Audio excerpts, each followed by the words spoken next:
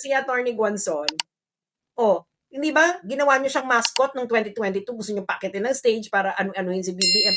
Asan kayo ngayon? Nasa likuran ba kayo ni Rowena Ganzon? Hindi. O sino, mag-isa na lang niya sa hanay ng mga pink. Di ba mag-isa na lang siya? Bakit? Hindi niyo man naisip yun, bakit? Bakit niya kami kinakausap? Kasi nga, madali kami, dahil nakikita niya, madali rin kaming kausap.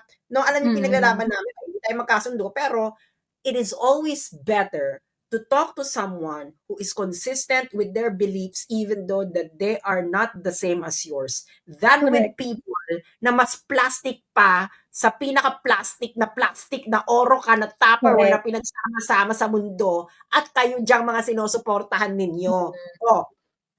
Depende ang utak kung maulan o maaraw, di ba?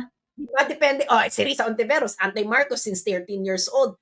Pero yung kapatid niya, di ba member ng BBM administration na private partnership, saka yung asawa yung ano niya, yung ano ba tawag sa brother-in-law ni Risa Ontiveros, in-appoint ni BBM. Ano yan? Since 13 years old ka, anti-Marcos ka, tapos magpapa-appoint ka ng ganyan, papa-appoint yung mga kamag-anak mo. Lokohan to, be! Diyos ko, Lord! Ano? Diba? Tingin niyo nga ako.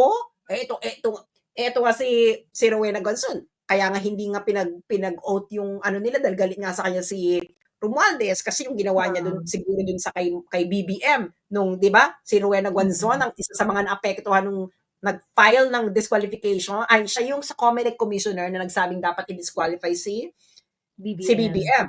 Napuruhan siya ngayon. Bakit sa inyo wala napupuruhan ngayon? Bakit si Rowena Ganzon lang? Isa lang ibig sabihin nun. Dahil si Rowena Ganzon lang ang consistent sa mundo.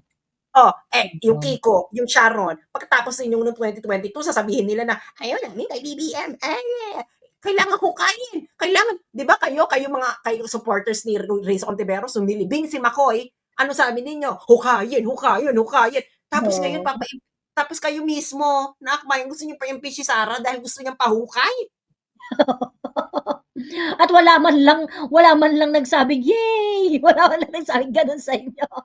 Ilang taon nyo nang sinisigaw yan?